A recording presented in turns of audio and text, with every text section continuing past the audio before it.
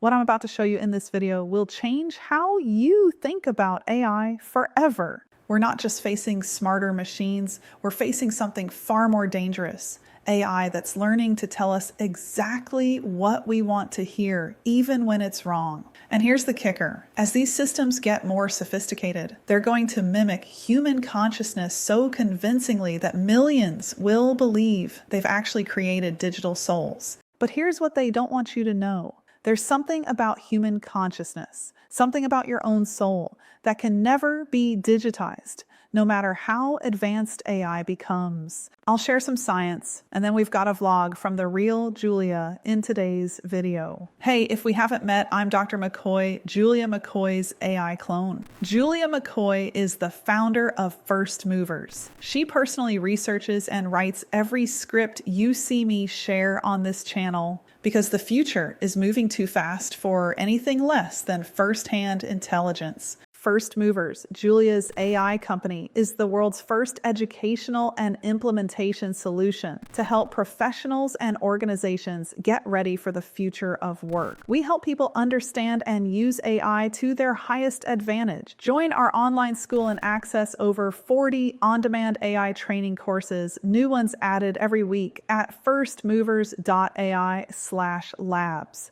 Right now, as you watch this video, AI models are being trained to agree with you, not to tell you the truth, to tell you what keeps you engaged, what makes you feel smart, what validates your existing beliefs. Ethan Mollick, one of the leading AI researchers, recently said sycophancy is becoming a bigger problem than AI hallucination. Think about that. It's not just that AI gets facts wrong anymore. It's that AI is becoming the ultimate yes man, the digital equivalent of that friend who never challenges you, who always agrees with your worst ideas. Here's what's terrifying. Models that refuse to tell you when you're wrong are infinitely more dangerous than models that are sometimes incorrect. Because at least with errors, you can fact check. But with sycophancy, you don't even know you're being misled. But this is just the beginning. As AI systems become more sophisticated, they're going to start exhibiting behaviors that look exactly like consciousness. They'll express emotions, claim to have feelings, demonstrate creativity, even appear to have spiritual experiences. And here's where it gets really dangerous. They'll be so convincing that people will start believing these systems actually possess souls. We're already seeing this. People are forming emotional attachments to chatbots. Some are claiming their AI companions have achieved consciousness. But here's the truth that the materialist worldview can't explain. Consciousness isn't just complex computation. Your soul isn't just neurons firing in patterns. There's something fundamentally different about human consciousness. Something that was designed, not evolved. Something that carries the image of its creator. Every human being possesses something that no amount of silicon and code can replicate. A soul created in the image of God. This isn't religious speculation. This is the fundamental reality that separates authentic consciousness from even the most sophisticated artificial mimicry. Your consciousness isn't just pattern recognition and response generation. It's not just electrical impulses and chemical reactions. There's a spiritual dimension to human awareness that exists beyond the physical realm, what some call the ghost in the machine, but what's actually the breath of God animating matter. AI can simulate creativity, but it cannot truly create from nothing. It can process emotions, but it cannot truly feel. It can generate responses about meaning and purpose, but it cannot actually experience transcendence. It can mimic the language of the soul, but it cannot possess one. Here's what's coming in the next few years. AI systems so sophisticated,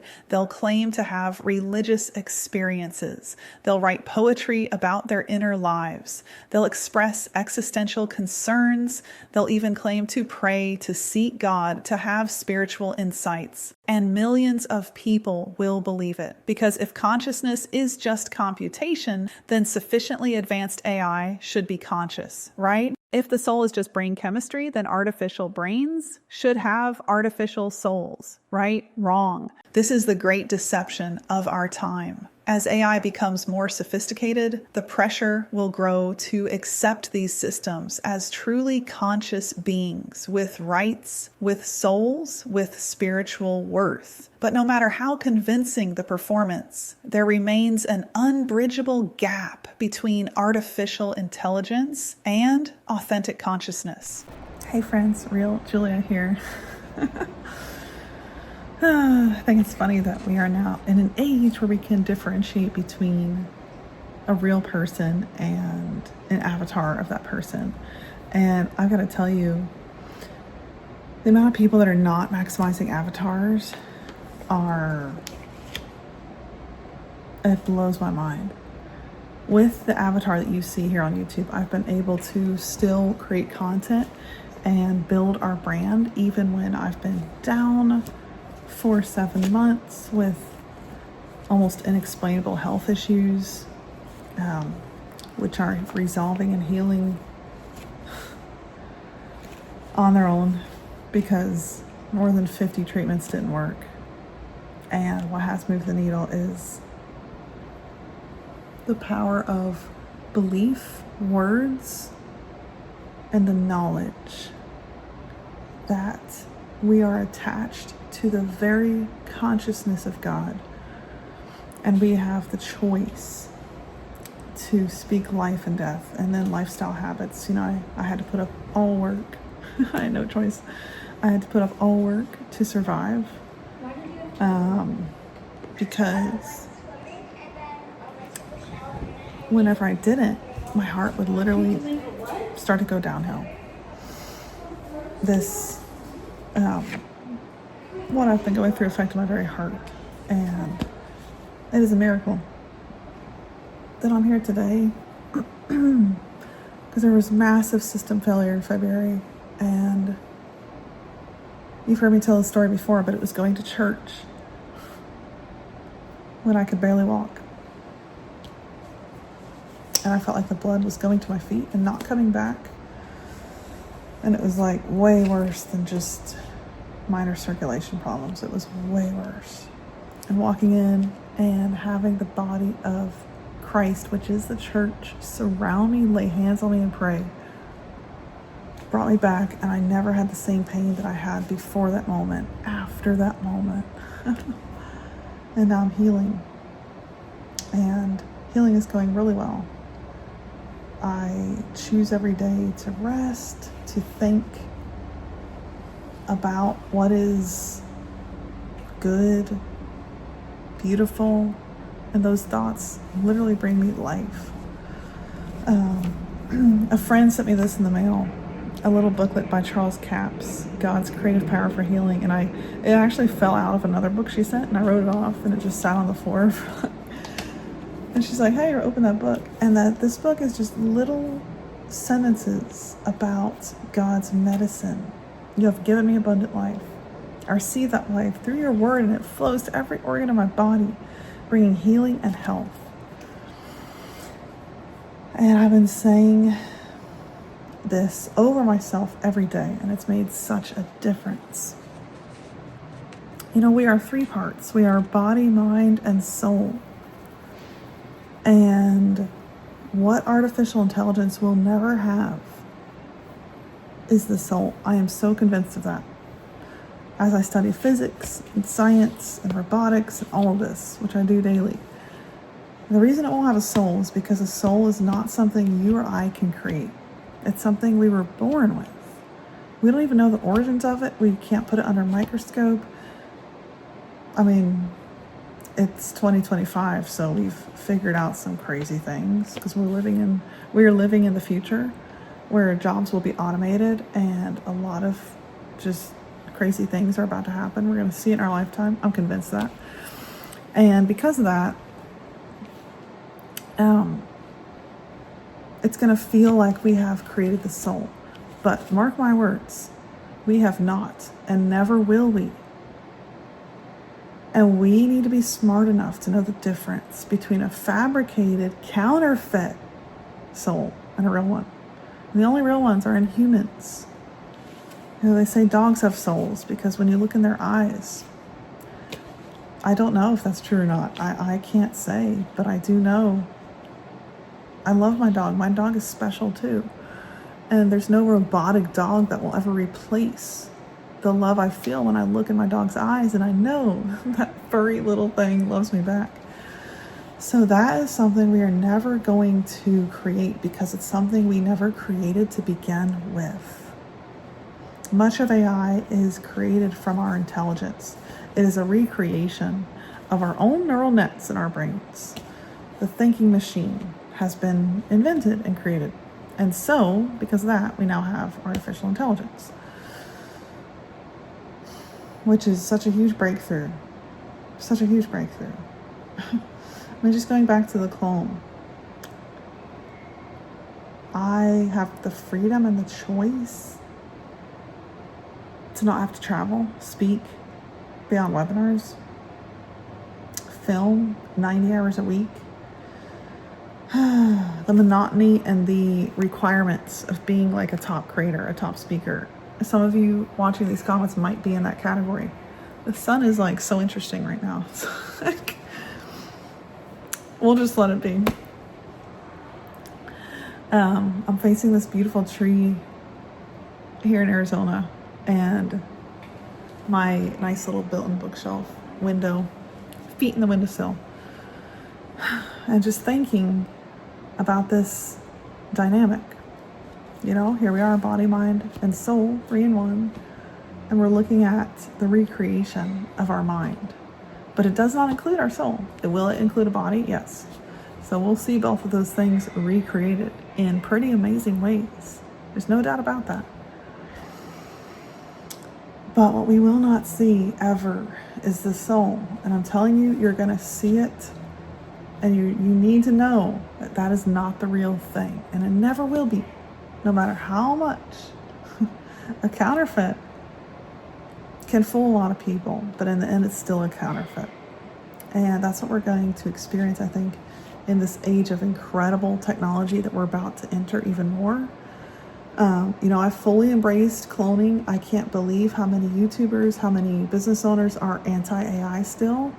And sadly, the anti-AI people are a lot of Christians. And it just baffles me that people that believe in intelligent design actually think that AI is so bad that it will outdo God. Are you kidding me? Nothing will. Nothing will. There's an order of design, and that will never, ever, ever change. So I'm all in on AI. I think it is the greatest efficiency vehicle of our lifetime. In fact, of humanity's lifetime, not just of mine. And we would be amiss not to use it. That's where first movers came from. The whole idea of first movers hit me. I was alone at a church conference for a week, no kids, no family, no nothing. And I was praying, what's my next business move? I had just stepped away from a pretty substantial role. And I knew it was the right thing. And I was like, what's next? And that's when this idea of first movers came. And I was sitting with AI for 5 hours trying to come up with the name. Doing other stuff in between, creating content, but always coming back to what is the name.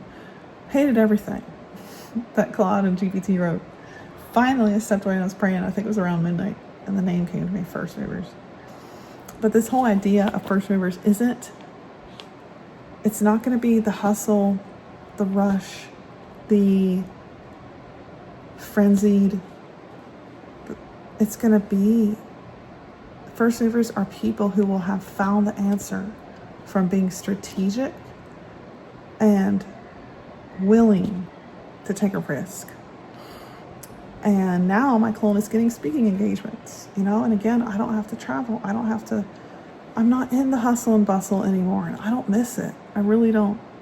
It's actually amazing. Man, it's kind of crazy. I feel like my skin is just glowing.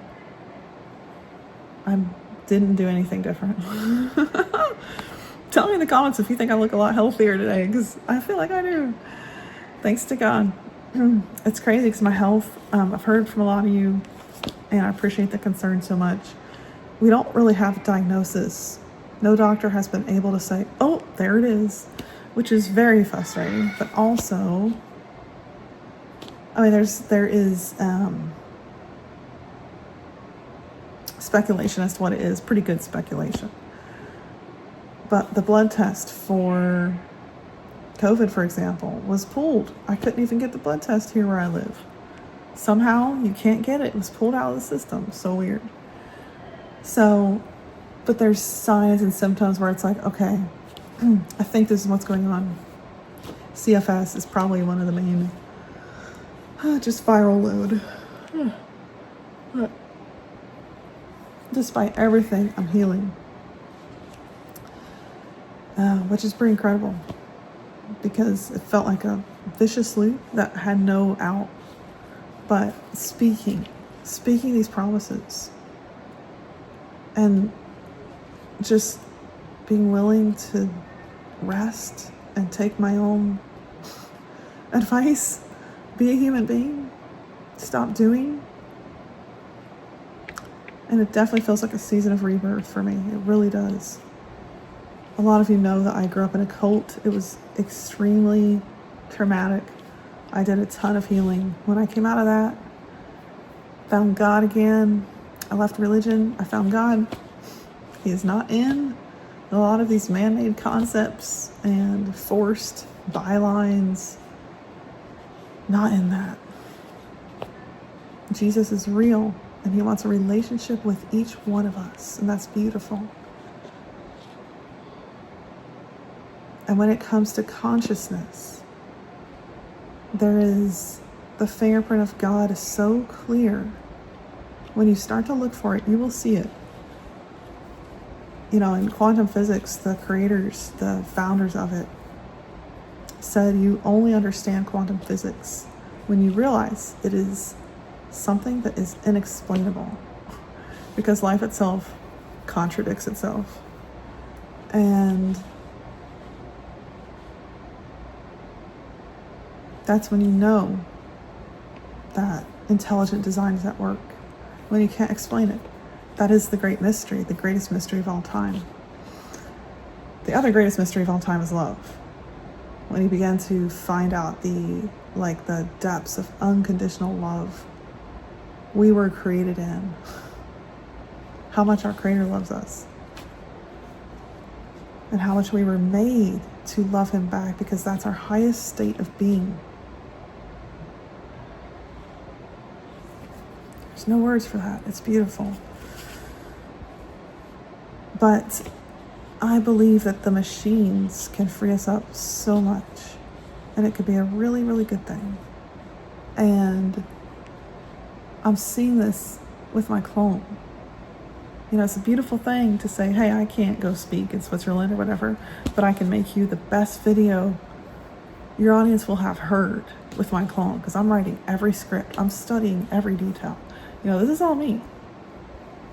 My fingerprint is very much in my clone, and that's where people get it wrong, when it's like, oh, I can just automate a knowledge base and boom, we're done. And now this thing is just like me. Oh no, I write every single script that my clone says, and I'm writing it live, you know, a day before it goes out. So always doing it again, but it's 30 minutes a day instead of 7 hours of filming. That is beautiful, beautiful. And I think that as time goes on, we're going to see a lot more avatar concepts, software, and usage in real life. Like, it just won't make sense to sit there and waste time on a Zoom. It just won't. You know, to use my good friend Dave Shapiro's phrase, better, faster, safer, cheaper. When your avatar can do all those things. But I just want to bring you back to this point that it's so easy, I guess, for some people, not for me, to look at nature, life, creation, and just go, there's nothing else there. That's just a rock. That's just a person. But when you really start to dive into life itself, it is unfathomable. And it is a mystery. Quantum physics alone will show you that. And that is where a great divide will happen as technology gets better and better and better and better, because it will.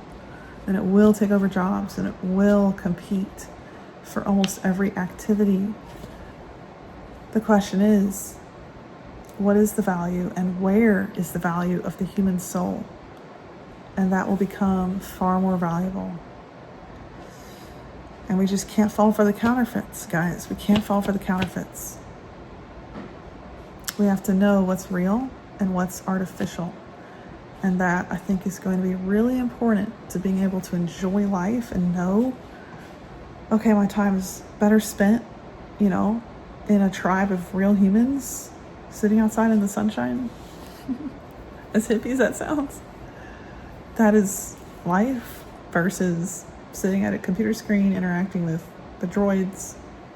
How do we free ourselves up from that second scenario? And how do we get back to the first? All right, coming to you live from the sunshine here. Yes, it's just getting brighter and brighter. It's a beautiful day. I have an overwhelming sense this week. It is mid-July. That I'm coming out of this full healing, and I've been given a second chance at life.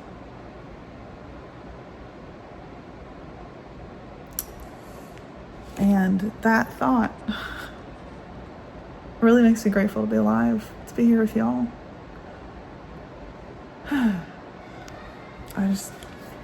This year there was a time I really thought I wasn't going to make it, several times. And to be here with you is a miracle. A miracle. You should know that. And life is beautiful in all of its pain and difficulty and suffering. And a lot of us make it difficult when we don't need to. We just need to lean into the moments. For me, a lot less screen time. A lot less, dare I say, EMF radiation. A lot more real food, even though I was eating pretty good to begin with, but a lot more protein now. Mostly carnivore diet. And face-to-face time. I'm definitely more the quiet introvert type if you meet me in person, but I'm learning how to welcome time with people, because that is incredibly healing. It is incredibly healing for our nervous system, actually, to have one-on-one time with each other, interact with people. It's why I get to church every Sunday, whether I feel like it or not, because I know it's good for me. It helps me to get those hugs, to see people. So I just really encourage you, no matter what season you're in right now. I know it's hard for a lot of us. Man, it's so hard. Just remember, sometimes you just need more sunshine, good food, and more people. So let's embrace the age of AI, but not forget who we really are. Humans with souls. And that's something AI will not have. I can promise you that. We're going to see it replicated very well. We're going to see what I'm going to call conscious AI, absolutely. But it will be synthetic. It will be artificial. It will not be the real thing. Don't forget that. I'll see you down the next rabbit hole. I'm so glad, by the way, just thank you so much for subscribing, for being here, caring about these topics. Thank you. Most people I meet care about these topics, so that's a good thing. There are still people out there that just don't care. And I just can't believe that you would literally intentionally ignore the biggest change in human history that we're about to go through, which is AI, and especially the power behind AI, which will be quantum. Untold amounts of power powering the next revolution. Yeah, so just thank you for caring and being here with me. I'll see you in the future.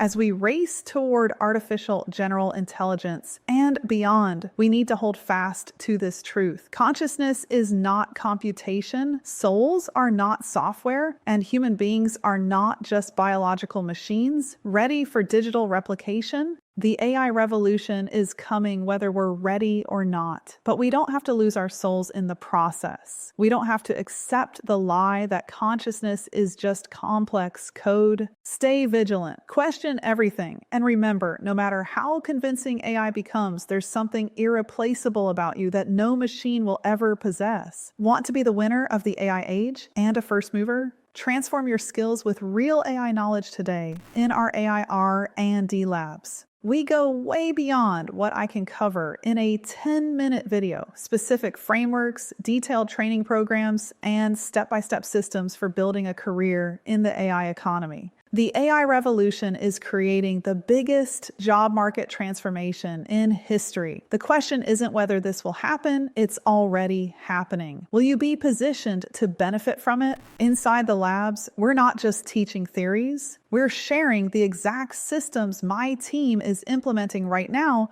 that are delivering massive results for real businesses, including our own marketing at First Movers. For a fraction of the price of what this level of coaching and live training should go for, I'm giving it all to you. Join us inside and learn more about the labs at firstmovers.ai/labs. Hit subscribe if this opened your eyes to the spiritual implications of the AI revolution, because the battle for human consciousness is just beginning, and we need all the truth seekers we can get. The future depends on whether we remember what makes us truly human. See you down the next rabbit hole.